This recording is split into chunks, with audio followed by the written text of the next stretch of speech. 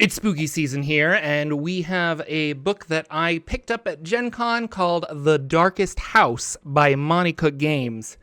And I'm not into horror, but this is a spooky book. Have you ever heard of a little book called The House of Leaves? This is a truly unique story about a house at its very simple base. It is the story of a house that is bigger on the inside than it is on the outside. This book is fascinating, and it is a novel. There's lots of stuff going on. One of the inspirations for this RPG, The Darkest House, was House of Leaves, and I can see why as I'm reading it. If you've read House of Leaves or you know anything about it and you like it, I think you're gonna like The Darkest House.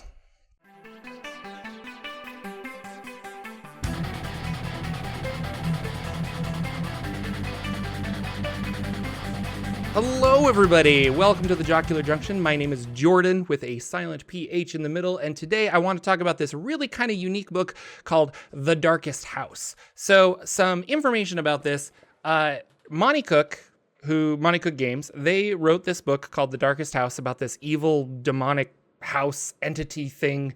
You don't really know. The only thing you know for a fact is that the house hates you. And from this house, adventures go forth, and your main objective is to get out. So when the pandemic hit in 2020, they had this idea, and they kind of converted it into a video, or not a video game, but like a web application. And so you click through the different houses, and then you could send direct messages over to your players. And that would be like, oh, you heard something. And so you type in Discord, you hear the laughing children and things like that. Really cool idea. Flash forward now, they were like, we should probably put that in a book at some point. And so it's kind of interesting. There's no PDF for The Darkest House that I can find, because you either buy the web application and you get it all digitally, or you get it here. And that is problematic when I'm trying to show you that the book, and I don't want to necessarily buy it twice. So we're going to look at the book. It's got extremely reflective pages, like really, it's kind of difficult to film. But we're going to take a look at this and why I think it's cool. The house hates you, and it's an entity that can exist in any campaign setting, in any world, and it's just anywhere where there's a house, really, or not even a house. I suppose you could have a dilapidated cave or something like that. So lots of potential cool ideas of utilizing this in a peculiar way, because your goal is to escape. Unless you have a sub goal of like, I lost my friend and I need to rescue them. But usually, like, you have to go into the house for a reason. Once you have your reason, you need to figure out how to get out of there. The house is designed, it has its own like simple house system of 2d6, 3d6. And you take your existing character in whatever game you're playing, and you kind of do a loosey-goosey, conversion. It's never going to be perfect, but the idea is that if you have narrative abilities in a game, such as in 5e, I can turn into mist and go through walls, or I can shrink down really tiny, or I can do this. Or if I'm Vampire the Masquerade, I can like move really fast. Like whatever your special power is, you still have that in the Dark House. It might not always work as you're intending, but you do still have it.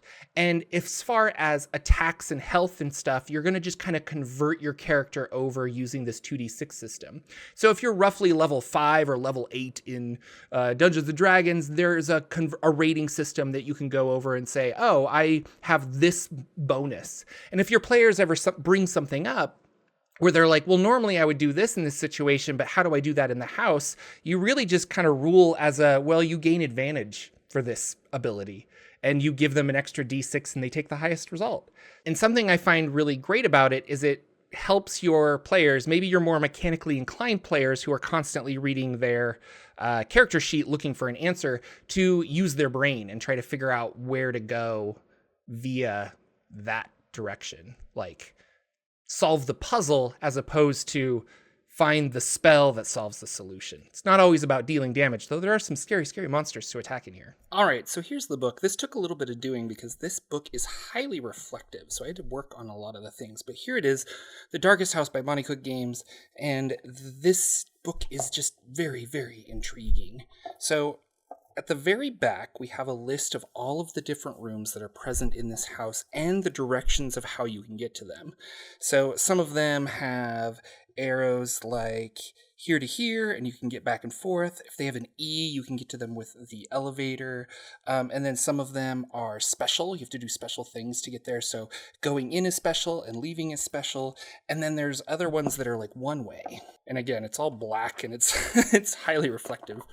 The game as it starts is you're going to convert your character from whatever system you're playing, be that Cypher system, which would be, Numenera, things like that, or even D&D 5e, and it gives you some examples. I think Vampire the Masquerade could work with this. And here's the house system, which is a 1 to 10 system. And then it shows you, if you have a 1 to 20 system, if you're level 9, then your characters are about at a 5 ranking for this. He goes into the rules and says that if you have a spell that does damage, you're going to convert that damage or that attack into this system. So characters will still have all of their magic items, all of their nifty things. If they have stuff that does something like talk to the dead, it will work as normal. If they have something that lets them phase through walls, it'll work as normal, and you can bypass some of these rooms. So the players still are their characters. They're just in a weird pocket dimension that's going to force them to do things the house's way. And the big thing about the house, the Darkest House, is that the house hates you. And really, there's a story here to unfold, but it's more for the players and the DM to kind of make the story as they go. There's a lot of rules in here and interesting things about taking mental damage versus physical damage, and then the truth about the house and like things that they can find and stuff like that. Another interesting thing is that you're going to want to run this as a one-shot. Like straight up, you're going to read this and be like, this would be a wonderful Halloween one-shot. And he cautions against that because part of the fun is having your characters survive this experience, characters that you've grown up and loved. So another way to put this is maybe if you have retired some D&D characters or other characters from other systems or roleplay heavy characters, you could take them into this one. Maybe they have to go into the Darkest House for some reason to save something or have one last adventure, or somebody got lost and they have to go into the Darkest House. But the idea is that there is this house, and whether it was created that way, whether something happened to the house, it was like a normal house or not, it all kind of doesn't, it really is open for interpretation, but you have this evil entity house. And while I was reading this, I really feel like this could be an interesting way to depict things like the Far Realm in Dungeons and Dragons, or potentially the Abyss. And with Planescape coming out for 5e, it really got me thinking about this could be the mazes where the Lady of Pain sends you. So it starts with the front door. There's various ways to get in. There are not various ways to get out. And then we're going to go right from the start, and it breaks it up into, I think, 1, 2, 3, 4 different areas. And then you start here at the living room, and it's just a living room, and everything's a puzzle. Everything's a way to get around things. There's stuff that can appear, magic works, but not necessarily how you think it does. And as you're going through it, you're encouraged as the dungeon master to say, yes, but here it's not working as you thought. And so there's a lot of yes, but kind of things with improv and what have you. And nothing's going to be a direct one-to-one translation, but it is fun to kind of play around with it and see your characters puzzle out a situation that isn't on their character sheet. There is an entity in this room called the Father who appears randomly. You roll for it just about in every room, and he does very scary things. You can never see his face. It's just 2 glowing eyes with a gaping maw as he yells at you. And then in subsequent areas, there is a mother. Let's see if I can find a picture of her. Yeah, she's here. And she's got a skull for a face and a bunch of like skull things climbing up on her coat. And this is genuinely spooky. I'm not a horror game person. I like Curse of Strahd and what have you, but I don't necessarily like this, or I don't like horror normally. And there's a lot of spooky things in here that would make me feel uncomfortable. Luckily, they also provide some rules for consent at the table, so players know what they're getting into. You want to scare them or spook them, but you don't necessarily want to make anyone feel truly, truly uncomfortable. And even reading this, I found myself in situations where I'm like, well, that is truly, truly uncomfortable. The beginning of the house really sets it up well, I feel, for the exploration of the rest of the house. You get a feel from the first couple rooms of like, oh, this is how it's going to work out. And there's necessity to backtrack sometimes, and they'll discover new clues in other rooms and things like that. So a lot of cool things, like a lot of the doors are locked. If you have a thief, you can totally lockpick like normal. It's a rating on that challenge scale, and you apply how good you are at that to your dice roll. It just simplifies it to be a 2d6. Now, originally, this was an online-only game. They kind of wanted it to be during the pandemic, and they thought it would be fun to have a horror simulation game that you play online. So there's a lot of aspects where you would DM somebody. You would like send a text message instead of just talking at the table so that they get something solely. And then there's also these handouts, and everything has a QR code, and you can scan that, and then, or your players can scan that and you can send it to them, or you can scan it and then copy it and paste it in a Discord chat, things like that. But that's the reason I'm doing this, is there's no PDF for this.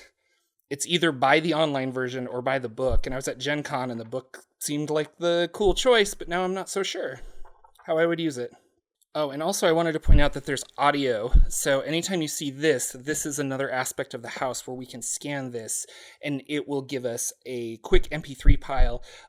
This one is specifically a ringing telephone from the distance. Hello, is anyone there? And there's a lot of like subtle messages and stuff that can be hidden within these. So I think there's a lot of ways to utilize this, and I'll probably give you some as I do the follow-up with this video. That's it. I kind of flipped through. Like I said, I haven't finished reading this yet. I don't know if I will run this this Halloween, because one of the things is, I mentioned this earlier, but when you read it, it really feels like it would be good for a one-shot. But at the same time, the more I'm reading it, the more I understand that this could have a very interesting, lasting effect on your characters for surviving the house. What do you think? The Darkest House. Are you into horror games? I mean, I'm not, but I'm into creative games, and I think this is a really creative medium. I want to point out at the very end here, I should have done this at the beginning, but this is not sponsored. I bought this book at Gen Con. I just like to review and cover stuff that I find interesting that I don't see other people talking about, and I haven't really seen a lot of videos on The Darkest House. So I think you guys should check it out.